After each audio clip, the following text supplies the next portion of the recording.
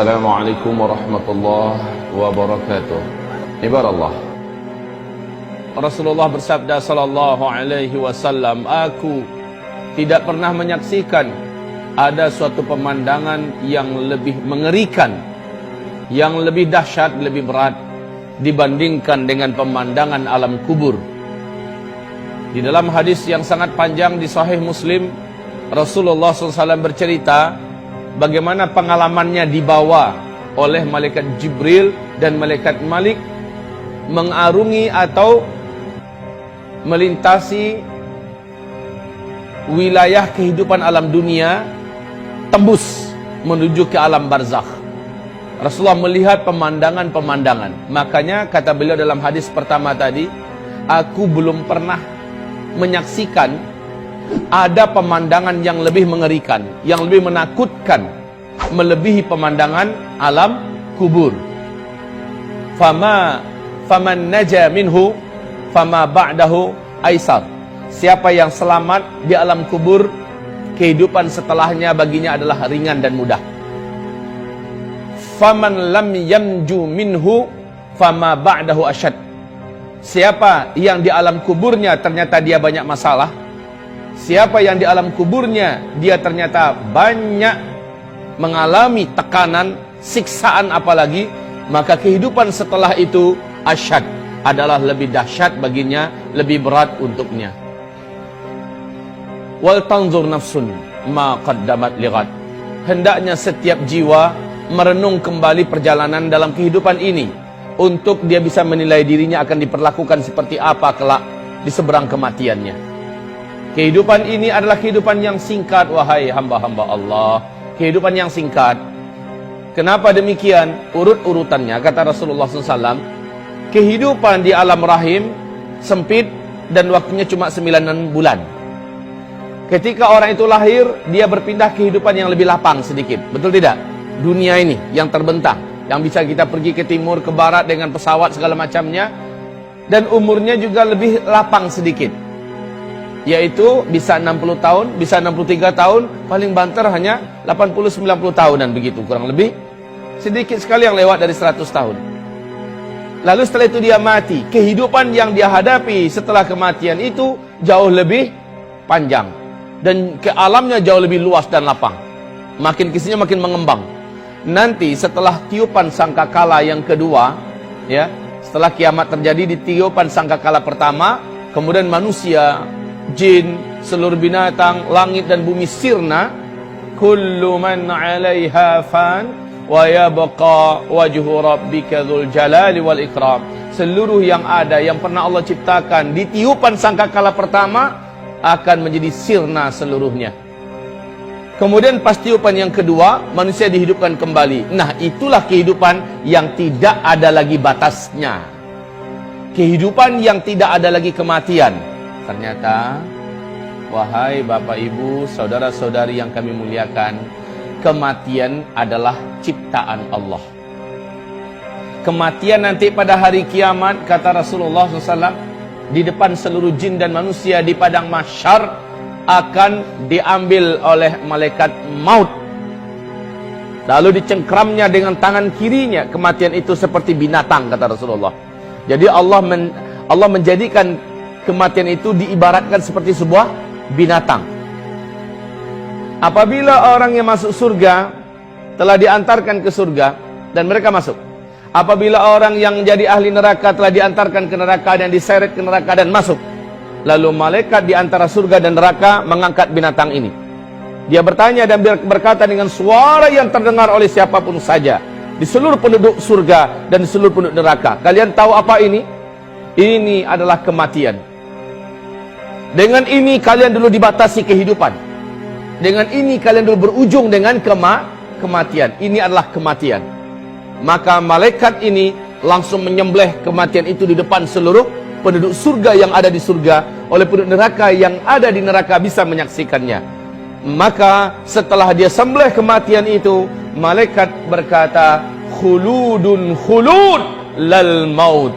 Sekarang kehidupan kekal, tidak ada kematian. Orang-orang yang hidup di dalam surga ragu, jangan-jangan hidup saya berakhir lalu berakhirlah kesenangan ini. Tidak perlu lagi kamu mengkhawatirkan. Kamu kekal di dalam surga, kekal. Hari demi hari yang kamu jalani di dalam surga lebih sempurna dan lebih enak daripada hari sebelumnya. Bertambah waktu ke depan, bertambah indah, bertambah enak, bertambah lezat, bertambah nyaman, bertambah bahagia di dalam surga. Dan kesedihan juga adalah makhluk, itu pun dibuang dan dimatikan oleh Allah. Tidak ada lagi kesedihan, tidak ada sakit yang dalam surga. Sementara yang di neraka, mereka berharap mudah-mudahan ada ujung dari kehidupan dalam neraka, yaitu kematian. Tapi setelah dia lihat kematian disembelih oleh malaikat maut, bahwa kematian sudah tidak ada, bertambah menjadi putus asanya ahli neraka. Gimana? Kalau seandainya bisa bunuh diri mati mah enak, ya kan? Dalam neraka bunuh diri mati, ya enak, lepas daripada neraka. Ini malah nggak bisa mati. Ya Rabb, ibarallah ma'asyiral muslimin, apakah kehidupan yang sebentar saja di kehidupan dunia ini berhasil melenakan dan melalaikan kita? Rugi Bapak Ibu, rugi. Hanya gara-gara uang yang tidak seberapa, emas yang tidak seberapa, menjadikan kita menipu, mencuri, merampok, membunuh, melakukan kezaliman, menjadikan kita melakukan berbagai macam perbuatan riba dan segala macamnya. La haula wala quwata illa billah. Ibarallah ma'asyiral muslimin wal muslimat. Pembahasan kita terakhir di Masjid Al-Bina dulu saya ingat, yaitu tentang perjalanan roh, dan ini sudah selesai. Perjalanan roh, bagaimana dia dicabut dan seterusnya. Kemudian kita menceritakan tentang pengalaman Nabi, apa yang beliau saksikan di alam kubur, bahwa pemandangan yang ada di alam kubur kontras habis dengan pemandangan yang ada di Mala'ul A'la. Mala'ul A'la adalah tempat rohnya orang-orang beriman, orang-orang soleh, dibawa membumbung ke langit, disimpan di sana. Di mana? Di salah satu di antara taman-taman surga. Sehingga Rasulullah bersabda, sesungguhnya kuburan itu untuk orang beriman adalah raudhah mir riyadil jannah. Satu taman di antara taman-taman tempat transit kita loh Pak. Orang beriman tempat transitnya menjelang sangkakala pertama ditiup, yaitu di taman surga. Belum masuk, baru sebatas tamannya doang. Ya, belum masuk lagi ke surga, karena masuk surganya ntar habis tiupan yang kedua, ya, kita dibangkitkan, urusan padang mahsyar selesai, kemudian kita digiring menuju ke titian. Apabila selamat di titian, kita nyampe di seberang, dibukakan pintu-pintu surga, masuk, baru setelah itu halal bagi kita masuk surga. Menjelang kiamat, yang terjadi bukannya masuk surga dulu, tetapi diletakkan di wilayah transit, yaitu salah satu taman di antara taman-taman surga. Di dunia ini untuk dapat ke taman yang sangat indah, karcis dan ongkos masuk saja mahal, dan kita akan selfie-selfiean di sana, foto-foto, ya, menghabiskan waktu.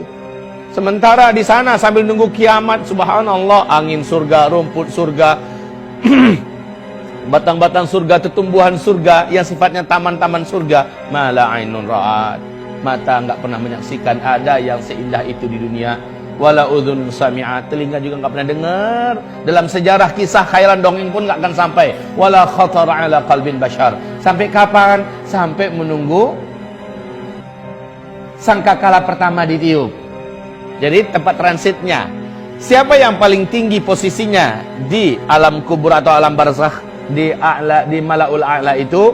Jadi ada levelnya. Mala'ul A'la, ya, ini adalah tempatnya orang-orang yang ditinggikan oleh Allah. Yang tertinggi adalah Al-A'la Illiyin. A'la Illiyin. Ini yang paling tinggi dari seluruh yang tinggi-tinggi. Saya rasa, saya yakin Bapak Ibu semua sepakat dengan saya.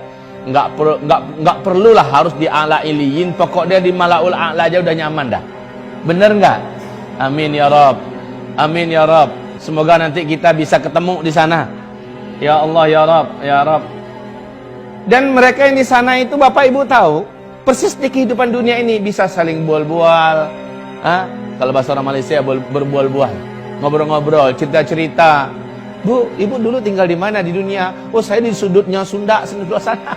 Ya, Pak, Bapak tinggal dulu di mana? Saat itu Bapak Ibu yang kami muliakan, halal bagi kita untuk berbicara tentang masa lalu di kehidupan dunia. Tetapi yang enggak nyampe di sana ditanyain, Kamu kan si Fulana yang tetangga saya di rumah saya. Iya, betul. Kamu kan udah ninggalnya kapan? 2 minggu yang lalu. Masya Allah, kok saya nggak tahu ya? Kamu aja yang sibuk. Terus anak-anak saya gimana pas kamu tinggalin? Loh, nggak ketemu sama kamu? Enggak. Anak kamu udah meninggal duluan sebelum saya, 3 bulan yang lalu. Dalam tragedi kecelakaan. Lalu dicari database-nya. Gitu loh kita nanti di Mala'ul A'la, dicari database-nya. Kok anak saya nggak ada, di mana posisinya? Maka tahulah orang tua atau kita yang sudah meninggal dan letaknya di tempat yang mulia itu, anak kita bukan di situ tempatnya, tapi di mana? Asfalas safilin.